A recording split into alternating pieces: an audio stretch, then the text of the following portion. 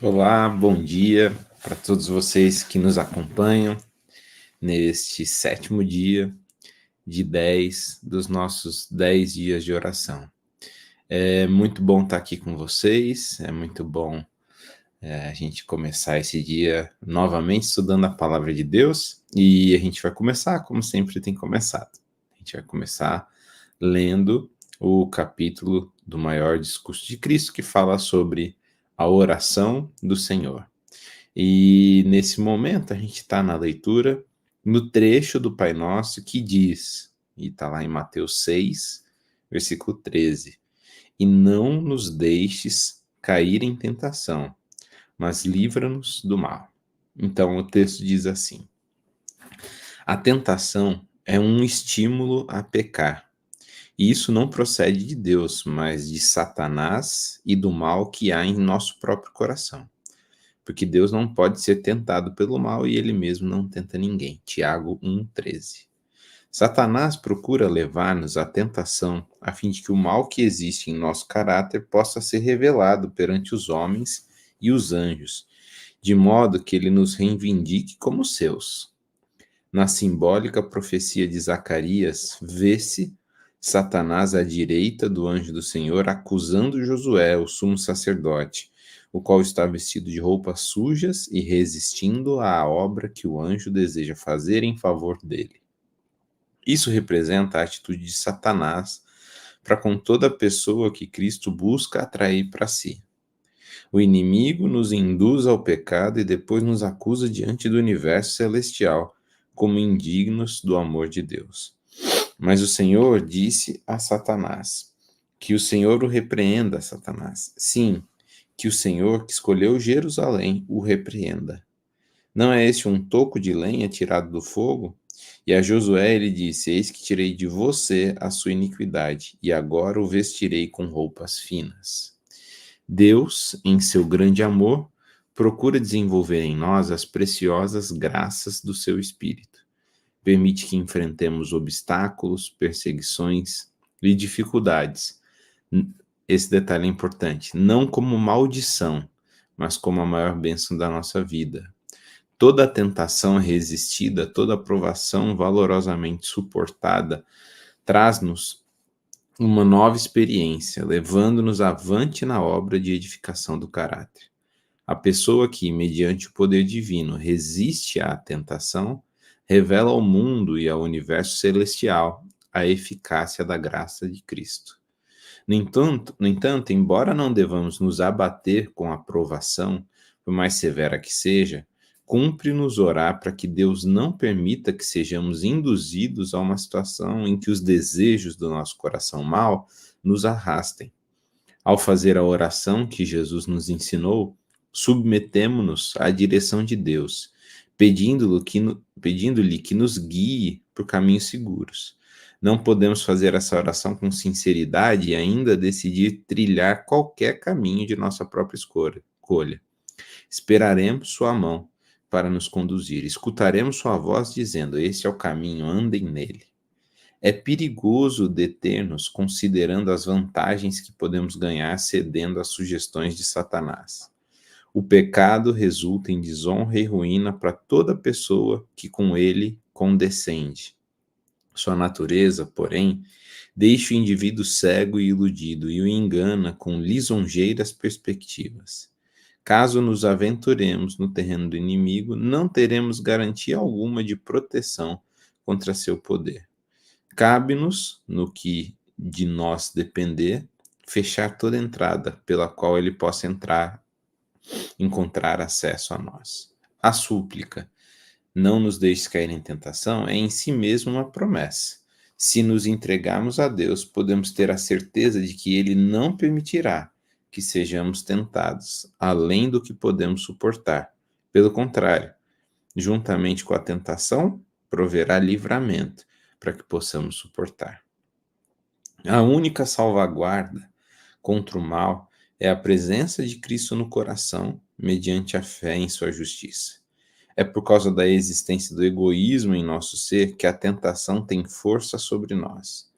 No entanto, ao contemplarmos o grande amor de Deus, O egoísmo se apresenta em nós em seu horrível e repugnante caráter, e nosso desejo é vê-lo expelido do coração. À medida que o Espírito Santo glorifica Cristo, nosso coração é abrandado e subjugado, as tentações perdem a sua força e a graça de Cristo transforma o caráter. Cristo jamais abandonará a alma por quem ele morreu. A pessoa poderá deixá-lo e ser vencida pela tentação. Cristo, porém, se desvia daquele por quem pagou o resgate com a própria vida. Se nossa visão espiritual fosse vivificada, veríamos os que vivem vergados sob a opressão e carregados de desgosto, quase desistindo de tudo. Veríamos anjos voando rapidamente em auxílio desses tentados, os quais se encontram como que às margens de um precipício. Os anjos celestiais impelem para trás os exércitos malignos que circundam as pessoas, levando-as a pôr os pés no firme fundamento. As batalhas travadas entre os dois exércitos são tão reais como os combates entre os exércitos deste mundo, e do resultado desse conflito dependem destinos eternos. E agora chegando ao final. Como a Pedro, a nós é dirigida a palavra. Eis que Satanás pediu para peneirar vocês como trigo. Eu, porém, orei por você, para que a sua fé não desfaleça. Graças a Deus, não somos deixados sozinhos. Aquele que amou o mundo de tal maneira que deu o seu Filho unigênito, para que todo aquele que nele crê não pereça, mas tenha vida eterna, não nos abandonará na batalha contra o adversário de Deus e do homem. Ele diz: eis que eu dei a vocês autoridade para pisar em cobras e escorpiões, e sobre todo o poder do inimigo, e nada, absolutamente, lhes causará dano. Vivamos em contato com Cristo, o Cristo vivo, e ele nos segurará firmemente com a mão que nunca soltará. Temos que conhecer e crer no amor que Deus tem por nós e estaremos seguros. Esse amor é uma fortaleza inexpugnável contra todos os enganos e ataques de Satanás. Torre forte é o nome do Senhor. O justo corre para ela e está seguro.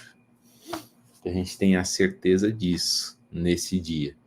Que, apesar de a gente não enxergar, há uma batalha espiritual acontecendo em volta, né, de nós, através dos anjos que estão nos defendendo, nos protegendo, tentando afastar qualquer tipo de tentação que possa ocorrer. E a gente tem que pedir isso para Deus, para que a gente possa vencer, não pelas nossas forças, mas através das forças de Deus, né, do poder que vem de Deus, as batalhas a cada dia. Nesse momento a gente vai ter a nossa oração, e hoje eu queria pedir em especial por um grupo de pessoas aqui da nossa cidade de Valinhos, das nossas igrejas, que é muito importante. Eu queria pedir pelos jovens do nosso distrito. As nossas igrejas têm bastante jovens, o que é uma coisa rara hoje em dia, em grande parte das igrejas, e pessoas comprometidas, envolvidas na pregação da palavra de Deus para essa cidade. E hoje eu queria pedir pelos jovens que existem em todas as igrejas aqui no distrito de Valinhos.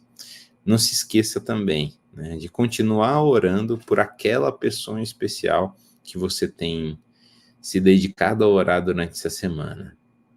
Aconselho também que você mande mais mensagens. Se você mandou a última vez, quando nós falamos, que foi domingo ou segunda-feira, mande novamente. E não se esqueça de fazer o convite para aquela pessoa, para ela estar conosco na igreja ao sábado pela manhã, como também na programação que a gente vai ter à tarde, lá na Igreja Central, em que todas as igrejas do distrito estão convidadas. Vamos orar nesse momento?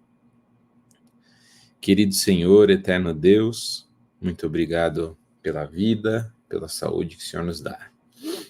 Nós ouvimos que a cada dia, em todo instante, há uma batalha sendo travada em torno de nós, para que possamos, com as suas forças, com o poder que vem de Ti, vencer as nossas batalhas a cada dia. Senhor, nós agradecemos pelo privilégio que temos disso, apesar de sermos pecadores, falhos, mas entendemos que tudo isso é fruto da sua misericórdia. Nesse momento, Senhor, a gente também pede por um grupo especial da nossa cidade aqui de Valinhos, do nosso distrito, que são os jovens. Eles têm seus desafios, suas atividades, muitos deles estudam e ainda trabalham, e muitos deles estudam, trabalham e ainda se dedicam aos finais de semana para trabalharem para a tua causa, para se envolverem na igreja. Que o Senhor os abençoe, os dê forças, os dê a permanência desse fogo que existe no coração para continuar pregando a tua palavra. Que o Senhor esteja com cada um de nós, esteja conosco também ao lermos um pouco da tua palavra agora pela manhã. Ouça, por favor, cada pedido feito aqui, cada agradecimento, aqueles que estão no nosso coração. E também nós pedimos, Senhor, que o Senhor esteja com aquelas pessoas por quem estamos orando. Que o seu Espírito faça a obra de mover o coração delas, de transformá-las. Em nome de Jesus, amém. Bem, eu acho que é inevitável, sempre que a gente vai falar de oração, ainda mais num período longo assim, em algum momento a gente fale da oração que aparece no capítulo 9 do livro de Daniel. E eu queria convidar, se você está acompanhando essas manhãs também com a sua Bíblia em mãos, que você abra a Bíblia em Daniel no capítulo 9. Em Daniel no capítulo 9, enquanto você vai abrindo, diz lá no primeiro versículo que o que acontece aqui acontece no primeiro ano do reinado de Dario, filho de Assuero, da linhagem dos Medos, que foi constituído rei sobre os caldeus. Não sei se vocês se lembram, né, e Daniel ele não está organizado todo o livro cronologicamente, e isso é um estudo à parte que vale muito a pena, né, a gente entender a estrutura dos capítulos de Daniel, porque os capítulos não estão organizados cronologicamente, no entanto, a organização deles tem todo um propósito. E aqui, no capítulo 9, a gente tem o mesmo período, né? A gente não dá para saber se é exatamente o mesmo episódio, e essa é uma questão muito importante, inclusive para o que eu vou falar hoje, mas é exatamente o mesmo período que acontece o capítulo 6 de Daniel. A gente já viu o capítulo 6. O que acontece no capítulo 6?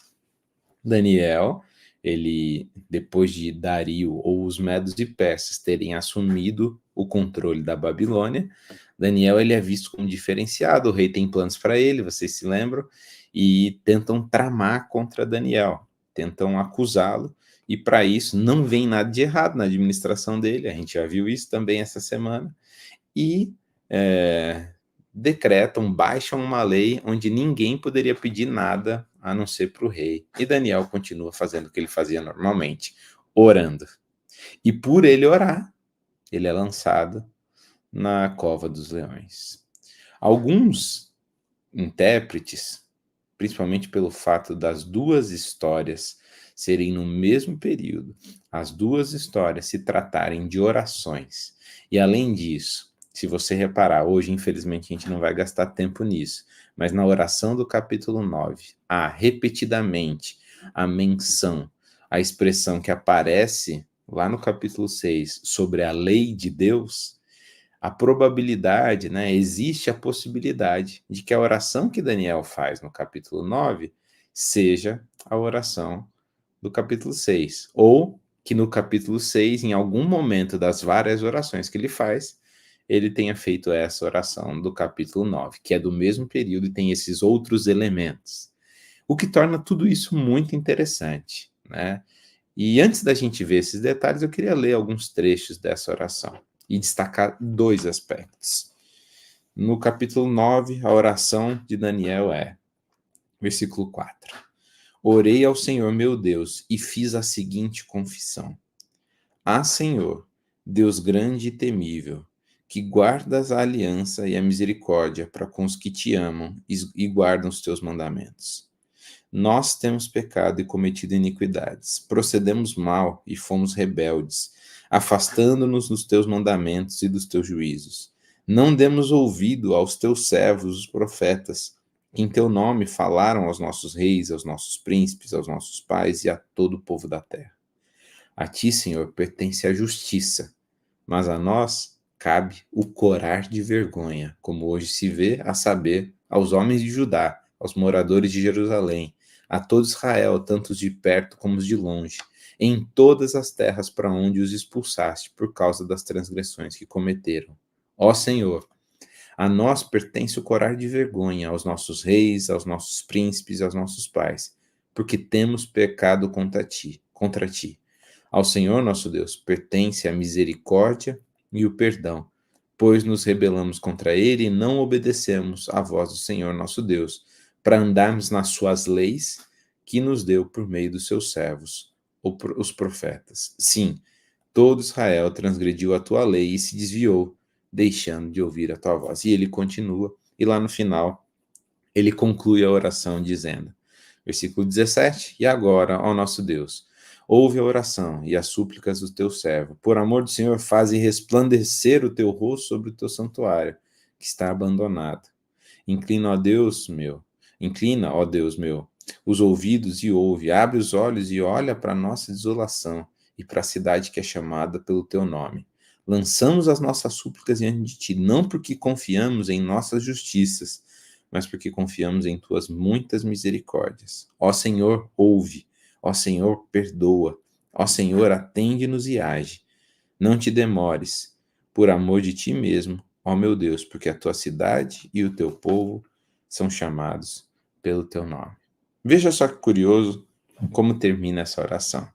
Né? Ó Senhor, perdoa, ó Senhor, atende-nos, não te demores, por amor de ti mesmo. A última coisa a ser mencionada por Daniel é o aspecto da demora, o tempo. Por favor, Senhor, não demore. Por que essa preocupação em relação ao tempo, concluindo a oração, mas não só isso, costurando vários momentos dessa oração? No capítulo 8 de Daniel, quando a gente lê, Daniel tem um sonho, e esse capítulo, se você começar a leitura, você vai perceber que ele é anterior ao reinado de Dario, é Belsazar, e curiosamente Belsazar, ele é o último rei babilônico, antes de Dario assumir o poder. No período de Belsazar, Daniel tem uma visão de um bode e de um carneiro. E mais para frente, né, dentro dessa visão, ele tem uma espécie de outra visão que ele escuta, de anjos conversando, né? Depois a gente pode estudar isso com calma em outro momento. E ele vê o sacrifício diário, as questões relacionadas ao santuário sendo entregues para um poder maligno. E há uma pergunta, né? Lá no versículo 3 diz, até quando vai durar a visão do sacrifício diário e da transgressão? E daí é dito, até 2.300 tardes e manhãs, e o santuário vai ser purificado. Espera aí, por que isso é importante para essa oração do capítulo 9 em relação ao tempo? Não sei se vocês lembram, mas, primeira coisa, né? No capítulo 8, é dado um tempo de 2.300 tardes e manhãs para que o santuário fosse restaurado, purificado, né? A mesma tradução. Então Daniel pensa, poxa, ainda faltam 2.300 tardes e manhãs aproximadamente, né? Mesmo que isso fosse tomado literalmente e não 2.300 anos, seria bastante tempo. Por quê? Porque Daniel, no capítulo 9, está muito próximo de acabar 70 ou de festejar mais 70 anos lá no exílio babilônico. E por que essa data é importante? Quando a gente volta lá para Jeremias, no capítulo 29, Jeremias manda uma carta aos primeiros cativos que foram para a Babilônia. E nessa carta, ele diz assim, no versículo 10, assim diz o Senhor, logo que se cumprirem para a Babilônia 70 anos, atentarei para vocês e cumprirei a promessa que fiz a vocês, trazendo-os de volta a este lugar. Olha só, Israel, vocês vão ser exilados, é consequência do que vocês escolheram.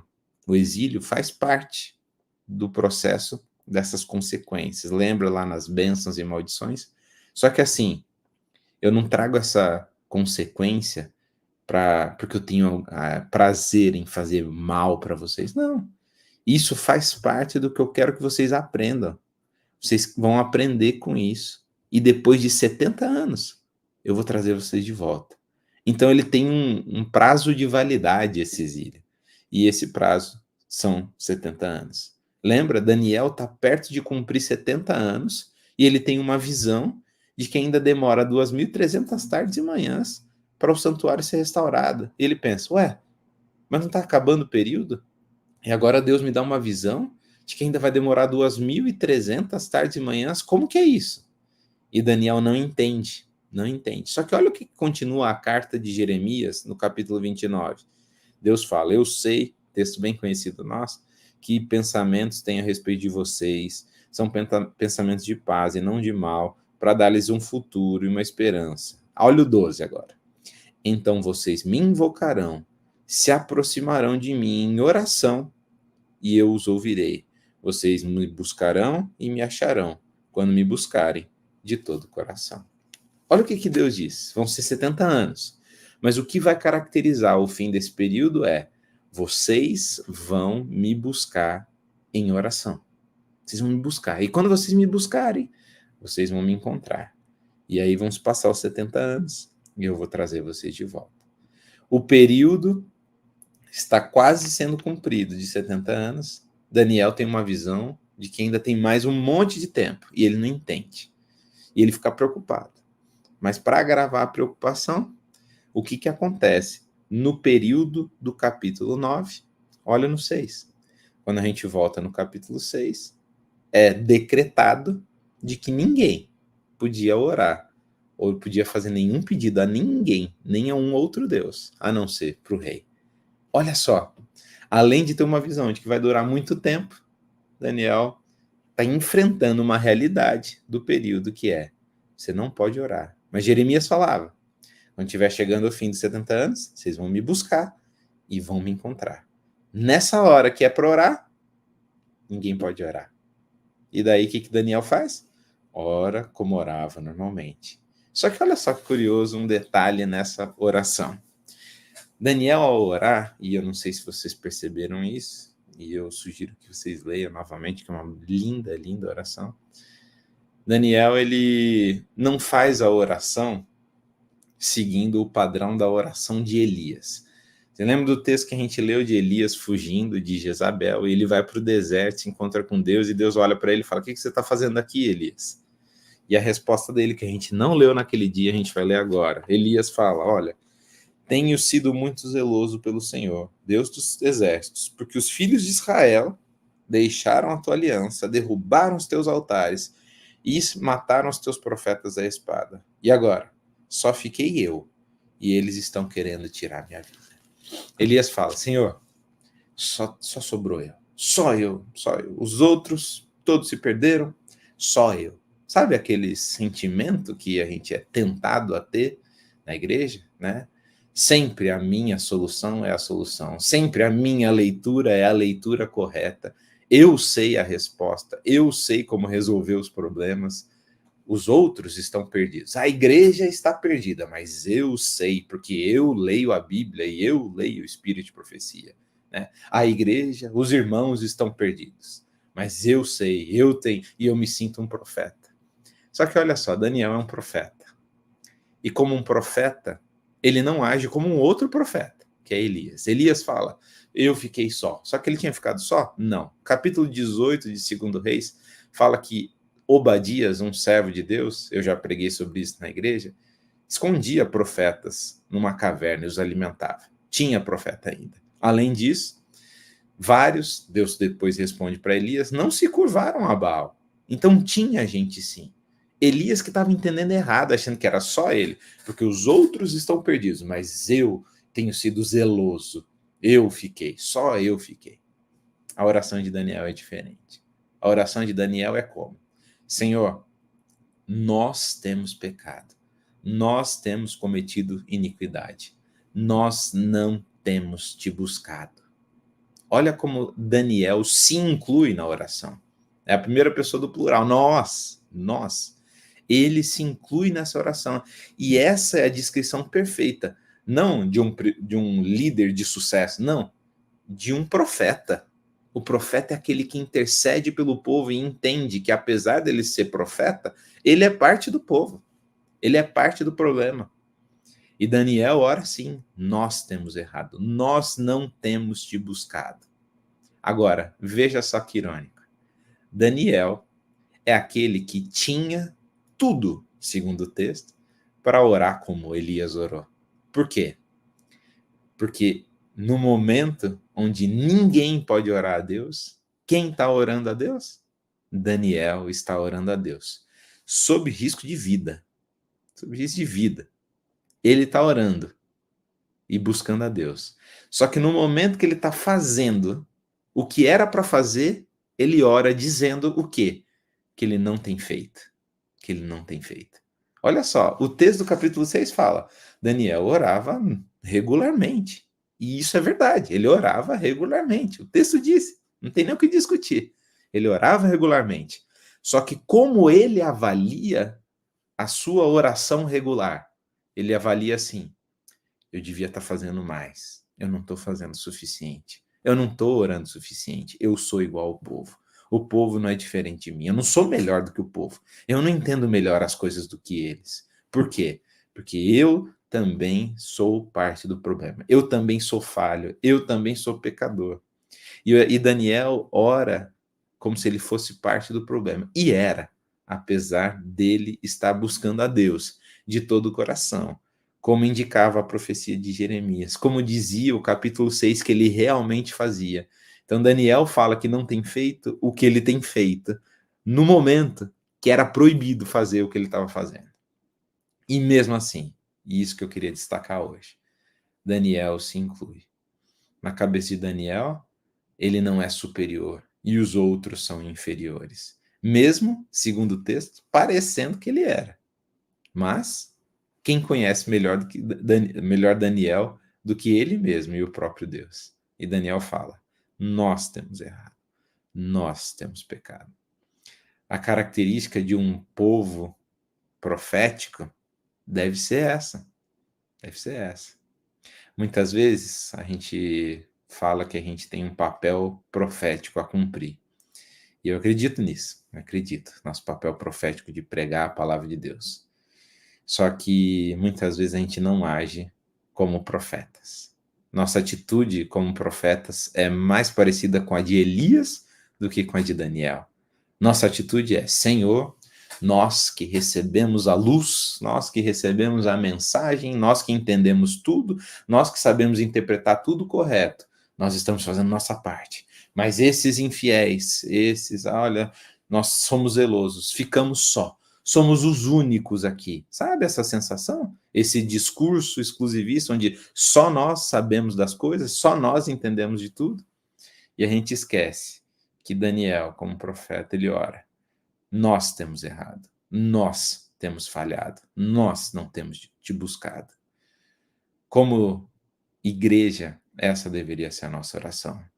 Senhor, tal qual esses pecadores, nós somos pecadores e nós temos falhado. E quando a gente olha para a nossa vida individualmente, eu posso falar da minha, né? Só da minha. Eu olho e posso dizer: Senhor, eu tenho falhado, eu tenho que te buscar mais, eu tenho que me aproximar mais de ti, porque não há nada que me faça em nada melhor do que qualquer outro. Eu tenho que me aproximar mais de ti. Que a nossa experiência, a partir do que Daniel faz, avaliando a nós mesmos, seja uma experiência que nos transforme como igreja, para que a gente seja uma igreja não que se vê como diferente, uma igreja zelosa enquanto os outros são os pecadores do mundo, mas uma igreja que se entende parte desse mundo, de filhos e filhas de Deus, que erra como todas as outras, mas que busca a Deus e se reconhece como pecadora, como falha. E assim, a promessa vai se cumprir, tal qual com Israel, que Deus trouxe de volta o povo do exílio para a terra prometida, que a gente seja tirado desse exílio que a gente vive para Canaã celestial. Antes da gente encerrar, fazendo nossa oração, queria verificar se a gente tem pedidos ou agradecimentos. A gente vai ler só 3 hoje por causa do tempo. Acabei me empolgando um pouquinho mais hoje. A irmã Francis diz: bom dia, irmãos. Agradeço a Deus por suas ricas bênçãos, proteção e cuidado. A gente agradece junto com você, irmã Francis. A Lucilene ora assim: bom dia. Ela escreve: bom dia a todos. Peço oração pelo meu vizinho, Gumercindo. Ele está internado na Unicamp. Ô, Lucilene, vamos orar sim. E a irmã Hilda pede, ela escreve: agradeço pelo cuidado de Deus e pede oração pela irmã que está com dengue. Irmã Hilda, a gente vai estar orando sim, pela sua família, pela sua irmã em especial. Vamos orar, meus queridos? Querido Senhor, eterno Deus, pedimos que o Senhor esteja conosco nesse dia, que o Senhor nos acompanhe durante essa semana. Nós temos a tentação enorme de achar que somos melhores do que os outros, por motivos diversos, como pessoas e como igreja. Senhor, que a oração de Daniel nos ensine, não somos melhores que ninguém. Pelo contrário, muitas vezes somos até piores, muito piores.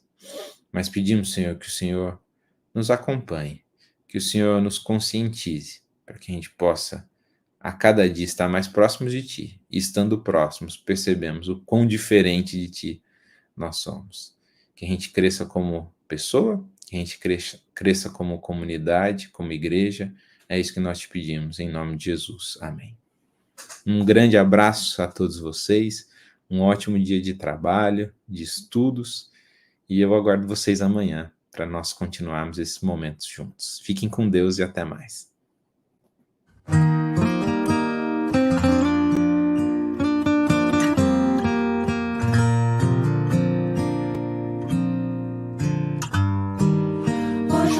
São tão curtos, pequenos demais. As horas passam tão rápido, o tempo escorre pelas mãos. Agendas tão cheias, corações tão vazios. A alma é pequena e o olhar é tão frio. Agora a experimentar uma outra abordagem, algo mais radical.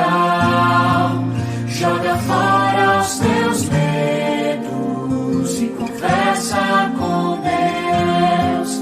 Revela a Ele os teus segredos que o pecado escondeu. Primeiro Deus no começo do dia. Põe primeiro Deus, o futuro é incerto. Põe primeiro Deus por um ato de fé. Tua vida vai começar a florescer.